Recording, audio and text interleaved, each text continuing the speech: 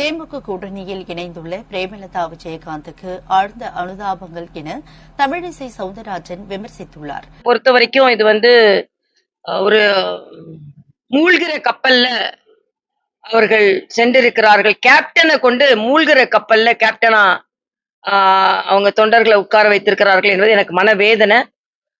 ஏன்னா மரியாதைக்குரிய விஜயகாந்த் அவர்கள் எந்த அளவிற்கு ஒரு அரசியல்ல ஒரு நேர்மை, ஒரு நாணயம், பெண்களுக்கு பாதுகாப்பு, தன் ரசிகர்களுக்கு பாதுகாப்பு, மக்களுக்கு பாதுகாப்பு, இதையெல்லாம் பேசிக் கொண்டிருந்த அவர் இன்று அவரோட கட்சி ஒரு இத மாதிரி ஒரு முடிவை எடுத்திருப்பது உண்மையிலே வருந்தத்திற்குரியது. ஆனா ஒன்று இதுல அவர்கள் தொண்டர்களின் விருப்பம்னு சொல்றாங்க. எனக்கு அது தொண்டர்கள் அப்படி விரும்பினாங்களான்னு எனக்கு தெரியாது.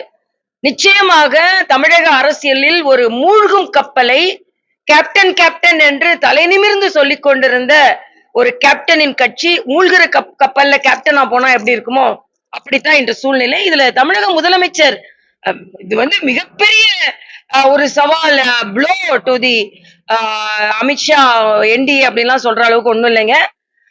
தேசிய ஜனநாயக கூட்டணி மிக மிக மிக வலிமையாக இருக்கிறது.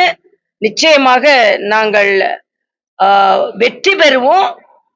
அதனால பிரேமலதா அவர்களுக்கு எனது அனுதாபங்கள்.